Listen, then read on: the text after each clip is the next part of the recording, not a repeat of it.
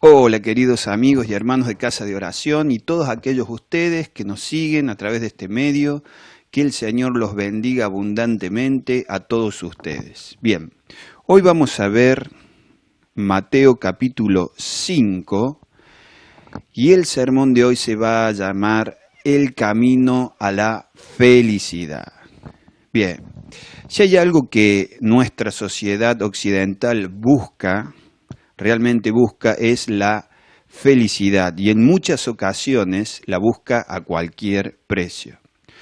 Nosotros desde el punto de vista cristiano algunas veces vemos cómo las personas que no son cristianas buscan la felicidad y nos parece un tanto extraño de cómo ellos la buscan o cómo creen conseguirla.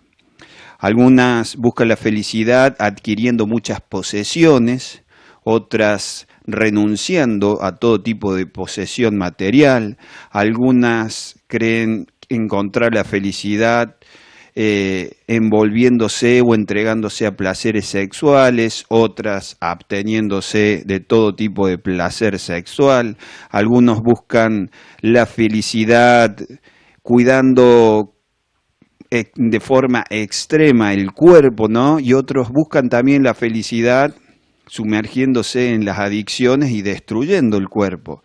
Algunos buscan la felicidad viviendo en grandes ciudades, otros alejándose totalmente de las ciudades y viviendo apartado de la civilización, algunas casándose, otras permaneciendo solteras, algunas parejas teniendo hijos, otras parejas sin tener hijos, en fin. El mundo, las personas, nosotros buscamos de distintas formas la felicidad, pero la pregunta que nosotros debemos hacernos es, ¿qué nos dice Jesús acerca de la felicidad? ¿Qué nos hará experimentar a nosotros verdadera felicidad? Bien, cuando nosotros leemos Mateo capítulo 5, lo que estamos leyendo es acerca de la clave de la felicidad, es decir, cómo experimentar felicidad real. De eso se trata las bienaventuranzas que vamos a estar leyendo más adelante. Pero antes de empezar con las bienaventuranzas del capítulo 5, del versículo 3 al 11, lo que yo quiero darle es un panorama acerca de las bienaventuranzas.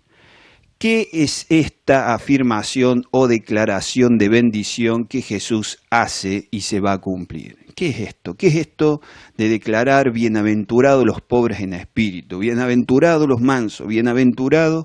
¿Qué es esto? ¿Qué significa esto? Bueno, lo primero que nosotros debemos rescatar es que el Señor Jesús está realmente comprometido en hacernos verdaderamente felices, verdadera y profundamente felices. El Señor Jesucristo ha venido al mundo a traernos vida en abundancia y también felicidad real, permanente, no efímera, no superficial, sino real y profunda. Nosotros podemos ver este compromiso porque en el primer sermón que tenemos registrado en la Biblia, Jesús empieza con la palabra bienaventurados. ¿Y qué significa bienaventurados? ¿Por qué Jesús comienza su sermón con esta palabra, su primer sermón registrado en la Biblia? Bueno, la palabra bienaventurados o bienaventurado viene del griego makarios, que significa dichosos, felices, benditos, dignos de ser congratulados. Expresa un regocijo y una satisfacción especial en el alma concedida a aquellos que son salvos, aquellos que han sido perdonados y redimidos de sus pecados. Algunos escritores griegos como Homero se refieren a los dioses de su tiempo como bienaventurados para describir un estado de contentamiento perfecto, no afectados por las mismas aflicciones que sufrimos nosotros los hombres. bienaventurado significa un estado de gozo y satisfacción existencial que no es el resultado de circunstancias externas, ni tampoco está sujeto a cambios. Solamente las personas salvas son llamadas como bienaventurados en la Biblia, y ya vamos a ver por qué pasa esto. Ahora bien, bienaventurados no solamente se le dice a los seres humanos que han sido redimidos, sino va más allá y también se usa esta palabra para referirse también a Dios mismo. Salmo 119:12 dice, bendito o bienaventurado tú, oh Dios. En 1 Timoteo 1:11 Pablo habla del glorioso evangelio del Dios bendito. En 1 Timoteo 6:15 llama a Dios bienaventurado y solo soberano, Rey de reyes y Señor de señores. La bienaventuranza es una palabra para describir la naturaleza divina del Señor.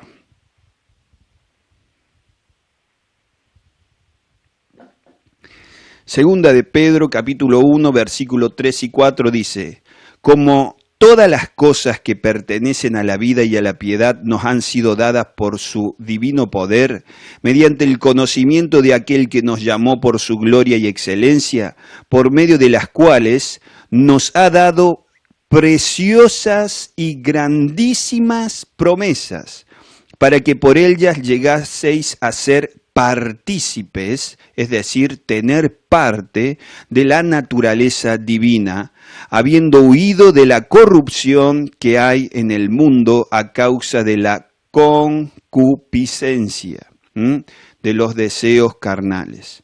Nosotros somos bienaventurados porque el Señor nos comunica a través de Cristo su naturaleza. Nosotros podemos experimentar en esta vida a través de la naturaleza impartida a nosotros mediante la fe, el gozo y la satisfacción que el Señor experimenta. Por supuesto que en menor medida, pero podemos experimentar momentos de gran gozo y alegría.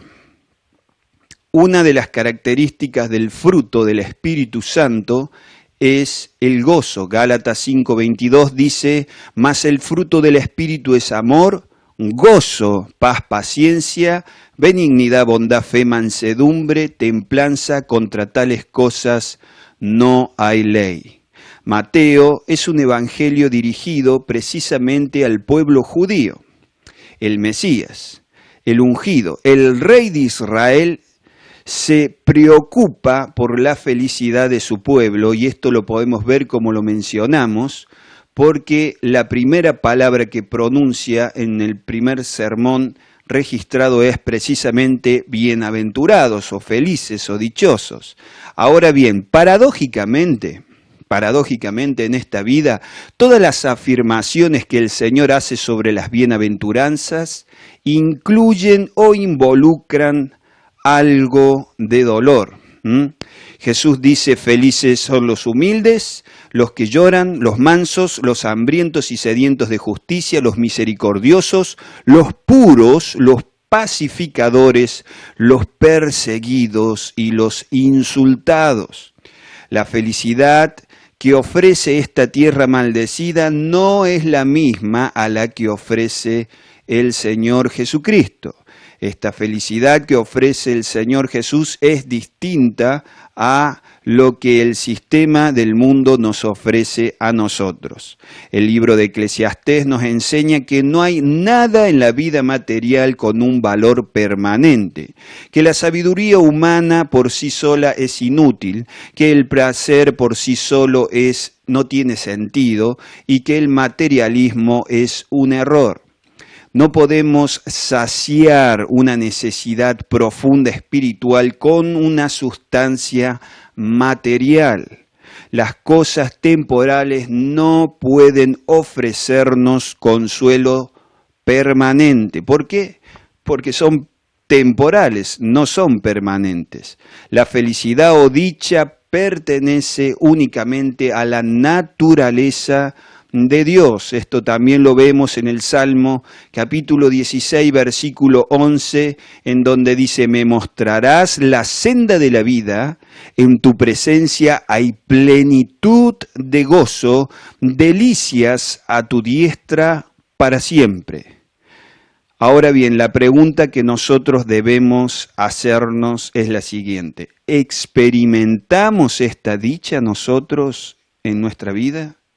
¿Experimentamos esta felicidad, esta bendición en nuestro interior? ¿Lo experimentamos o no lo experimentamos? Si nosotros somos cristianos, si hemos nacido de nuevo, si tenemos la naturaleza de Dios en nosotros, ¿la experimentamos o somos personas amargadas, maldicientes, resentidas, preocupadas? ¿Cómo somos nosotros? Porque estos pasajes nos dicen que nosotros deberíamos ser felices, deberíamos tener un gozo interno. Jesús vino como rey para presentar estas verdades mientras el pueblo de Israel esperaba una liberación y una felicidad material. Pero cuando da el primer sermón no menciona nada relacionado a las expectativas políticas o sociales de Israel, no lo menciona. Muchos de los del pueblo de Israel empiezan a seguir al Señor porque ellos ven los milagros que Él hace, que cura a los enfermos, que alimenta a multitudes, que expulsa a los demonios, y lo empiezan a seguir por esto, pero después el Señor los confronta, y esto lo podemos ver en Juan capítulo 6, y les dice que ellos verdaderamente necesitan arrepentirse de sus pecados y seguirle a Él creyendo en el Evangelio. Él le dice: quien no come mi carne ni bebe mi sangre no tiene parte conmigo. Y ellos le dicen: palabra dura es esta, ¿quién podrá soportarla? Y las multitudes abandonan ahí al Señor. El énfasis de Jesús en el monte es lo que un hombre debe ser, no lo que debe hacer o lo que debe tener o lo que pueda alcanzar, sino lo que él debe ser. Ahora bien, el sermón del monte no es bien recibido, no solamente por el pueblo de Israel de aquel momento, sino también por algunas personas de nuestros tiempos que dicen que este sermón no es para nosotros, no debemos aplicarnos nosotros. Ellos se excusan diciendo que esto es para el reino milenial, para cuando el Señor vuelva. Ellos afirman que nosotros no debemos observar estos principios porque nos dicen: si la salvación es por gracia y por fe, ¿por qué el Señor nos va a orientar a ser humildes, mansos, penitentes, puros, misericordiosos, pacificadores, etcétera? Yo lo he escuchado de una persona que creía así. Ahora, Jesús, cuando vemos que predica este sermón, no le dice a los discípulos: por cierto, asegúrense de entender que esto no es para este tiempo, sino para el reinado milenial cuando yo venga, pero no para esta época. Entiendan bien esto. ¿Eso lo dice el Señor? No lo dice. ¿Y por qué no lo dice? Porque el Sermón del Monte también debemos aplicarlo y usarlo como principios para nuestro tiempo y aplicarlo mediante la fe y el poder del Espíritu Santo. Eso, no querer reconocer que estos principios están vigentes para nuestra época, es patear nuestra responsabilidad moral lo más lejos posible que podamos, y no debe ser así. Ahora bien, esto no es difícil de probar, que esta postura está equivocada. Si tomamos como ejemplo la primera bienaventuranza, en donde dice: bienaventurados los pobres en espíritu, porque de ellos es el reino de los cielos, Él nos está diciendo que bienaventurados son los pobres en espíritu o humildes, aquellos que se consideran en una bancarrota espiritual, aquellos que desechan su autosuficiencia, sus méritos, para ganarse la salvación y dependen de la bondad del Señor Jesús, de su sacrificio y de su gracia para poder entrar en el reino de los cielos. Esto es así en todos los tiempos. Nosotros reconocemos que no somos merecedores del cielo, sino de una condena, pero por la gracia del Señor nosotros le pedimos en el nombre de Jesucristo que nos salve y perdone nuestros pecados y nos, obviamente, arrepintiéndonos de ellos, confesándolos y abandonándolos, nosotros somos salvos por medio de la fe. Ahora, ¿por qué motivo nosotros deberíamos pensar que no vamos a ser salvos mediante la fe, siendo humildes, siendo pobres en espíritu? ¿Qué razón hay para pensar que este principio no se aplica a nosotros? Jesús nos cuenta en la parábola del publicano y el fariseo, esto está en Lucas capítulo 18, que el publicano lloraba diciendo, sé propicio a mi pecador, mientras se golpeaba el pecho y no podía ni siquiera levantar la mirada. Y Jesús dice, ese salió justificado, ese salió perdonado, ese salió salvo. No es un hombre que reconocía su pobreza espiritual, su bancarrota espiritual y lloraba de arrepentimiento y Jesús dijo que salió del templo justificado. ¿No es la imagen de un hombre pobre en espíritu? Por supuesto que lo es. ¿Y nosotros? ¿Cómo nosotros recibimos la salvación hoy día? Llenos de orgullo y de altivez de espíritu, diciéndole al Señor, sálvame porque yo lo merezco, yo voy a entrar en el reino de los cielos porque yo he pagado eso con mis méritos y tengo el derecho de entrar al reino de los cielos. ¿Nosotros le decimos así? ¿Recibimos así la salvación? No, la recibimos siendo pobres en espíritu y reconociendo que no la merecemos, reconociendo de corazón. Si los que viven en el milenio, en humildad, recibirán por fe la salvación, ¿cómo la recibimos nosotros? De la misma forma,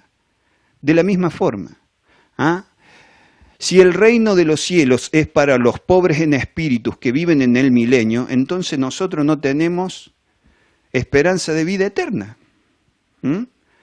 Porque si es prometido el reino de los cielos únicamente para aquellos que vivan en el reinado milenial de Cristo, que va a ser en el futuro, entonces, ¿qué es lo que nos quieren decir? Que en este tiempo nosotros no podemos ser salvos.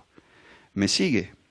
Si la bienaventuranza de los mansos y pacificadores se aplica únicamente a los que van a vivir en el milenio, ¿por qué cuando el Espíritu Santo obra en nosotros, produce el fruto y nos trae mansedumbre y paz? Si los pacificadores y los mansos van a vivir únicamente o deben ser los cristianos únicamente pacificadores y mansos en el reino milenial. Entonces el Espíritu Santo se equivoca al producir en nosotros, como dice Gálatas 5:22, mansedumbre y paz. No tiene sustento el creer que el sermón del monte es solamente para los del reino milenial. No tiene un sustento realmente robusto. Todos los principios que están en el sermón del monte los podemos ver en todas las escrituras, en el Antiguo y en el Nuevo Testamento, diseminado por todas las escrituras, y se nos manda a aplicarnos en la actualidad mediante la fe. Debemos observar estos patrones de conductas, estas bienaventuranzas, si queremos experimentar la felicidad que el Señor nos ofrece a nosotros para hoy día. En cuanto a la secuencia de las bienaventuranzas, yo creo, junto con muchas otras personas, otros hermanos que son más grandes que yo y han estudiado mucho más la Escritura y son teólogos reconocidos, creo, es decir, no es una ocurrencia mía, que la forma o el orden que Jesús presenta las bienaventuranzas no es por casualidad, no es de forma aleatoria, sino que hay un verdadero propósito y por eso Él las presenta en ese orden. Vamos a ver un panorama a grandes rasgos en esta reunión y en las próximas reuniones vamos a profundizar sobre cada una de las bienaventuranzas. Sería muy bueno que nosotros las supiéramos de memoria a las 9 bienaventuranzas. Eso sería una gran bendición. Esto ha dejado de practicar la iglesia como andamos con los celulares.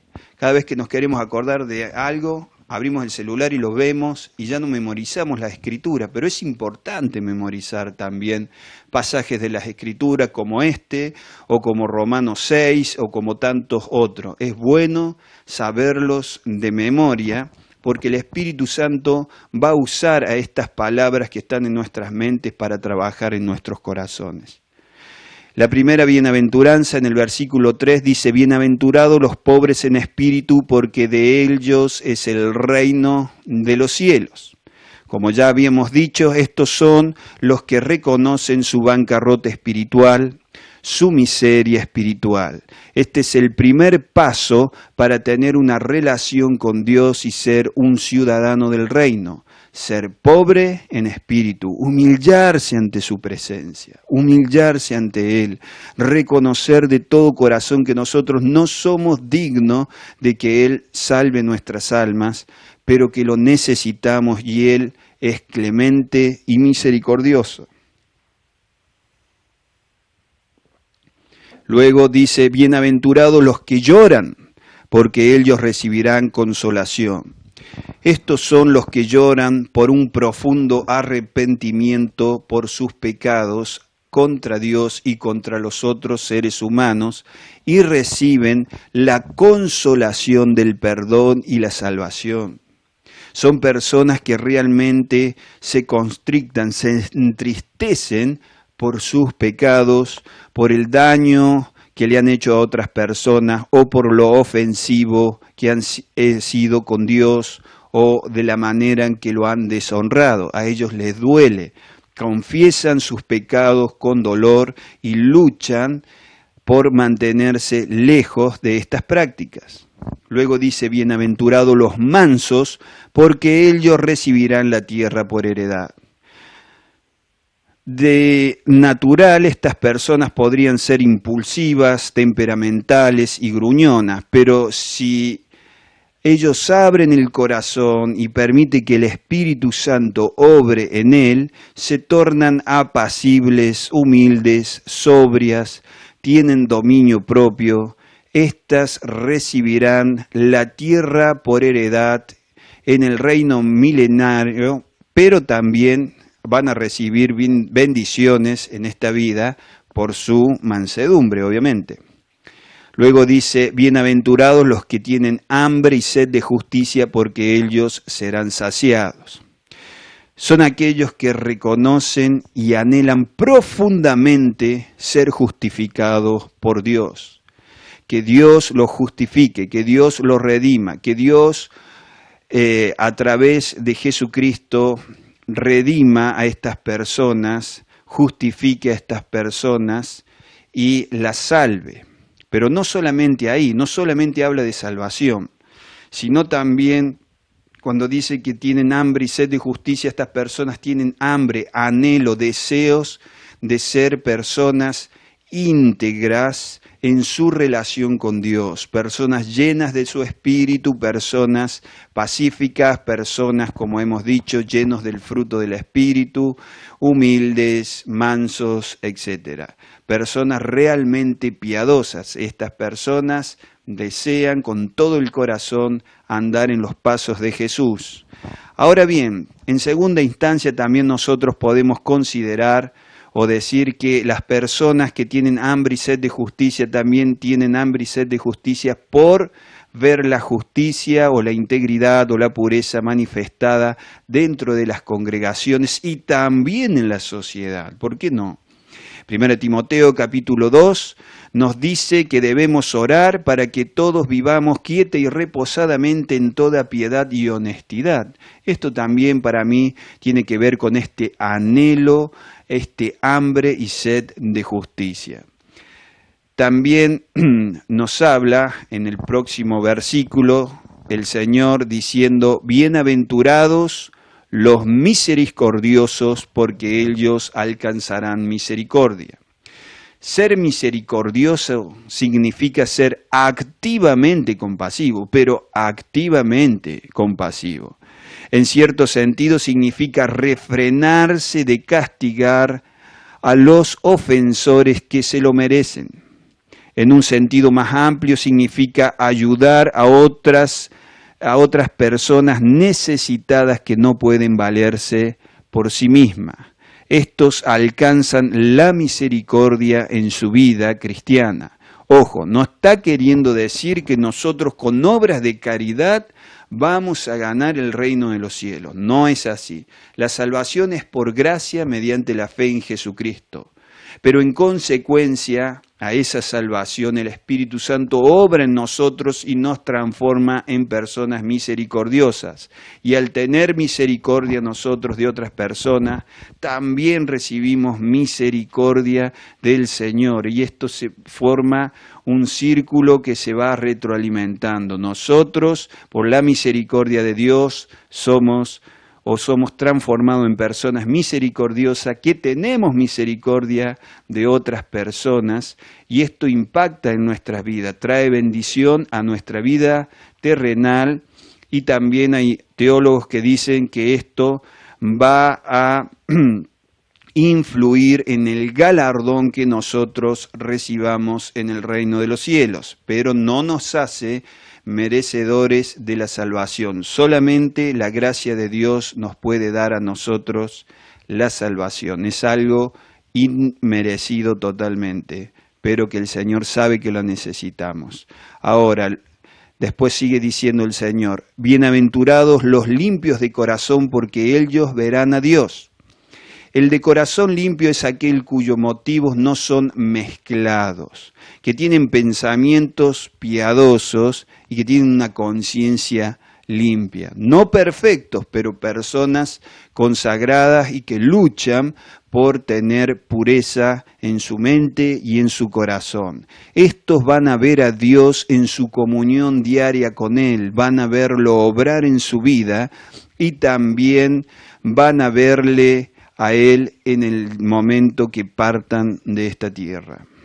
Luego dice, bienaventurados los pacificadores, porque ellos serán llamados hijos de Dios. Se refiere a aquellos que intervienen activamente para hacer la paz, no solamente entre los hombres, sino también entre Dios y los hombres, predicando el Evangelio.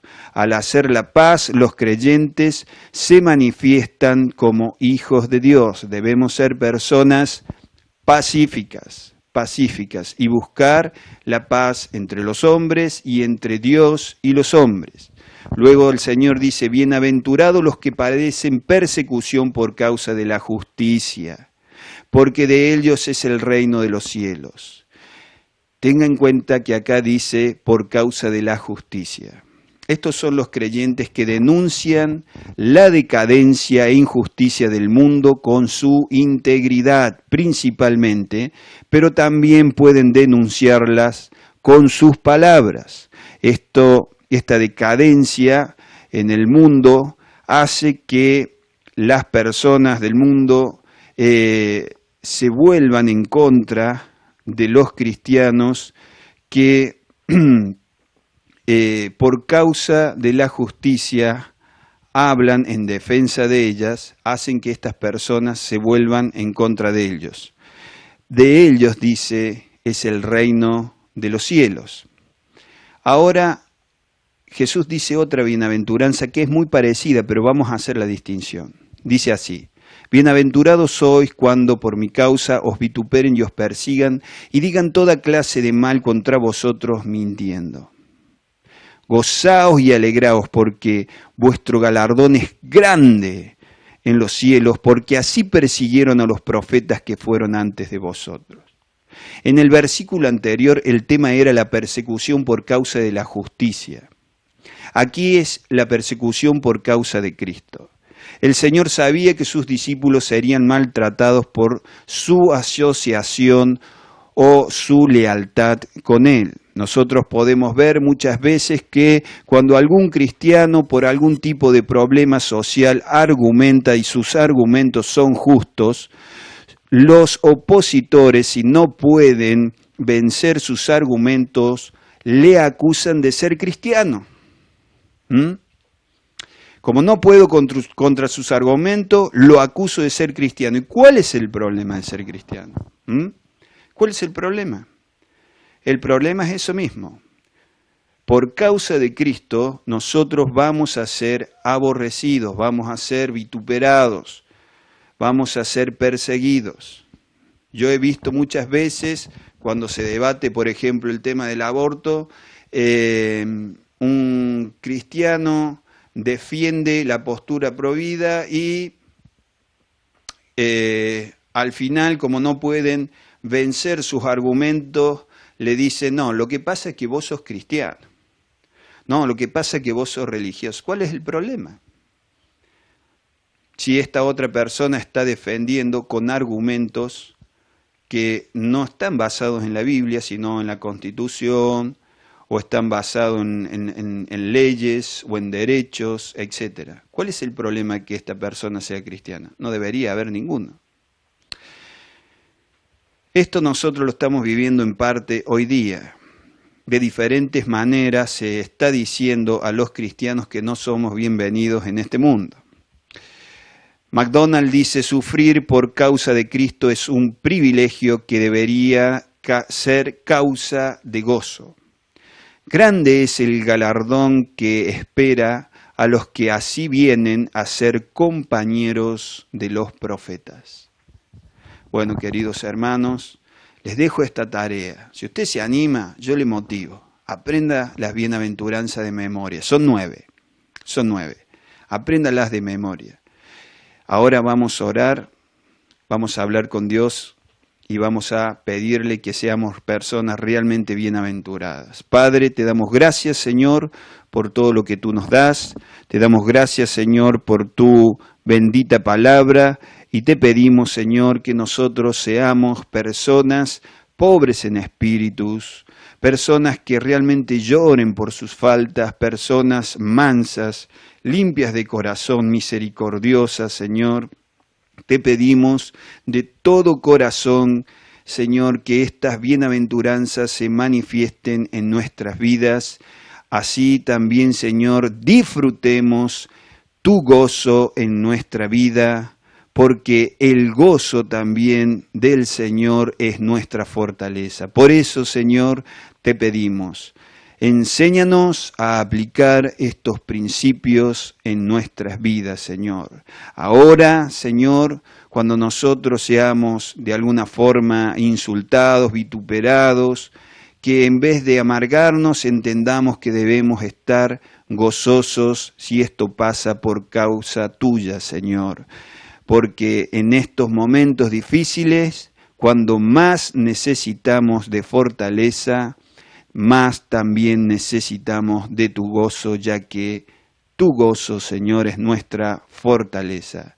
Te entregamos nuestra vida en tus manos, toma el control absoluto de nosotros y te agradecemos por todo, en el nombre de Jesucristo. Amén.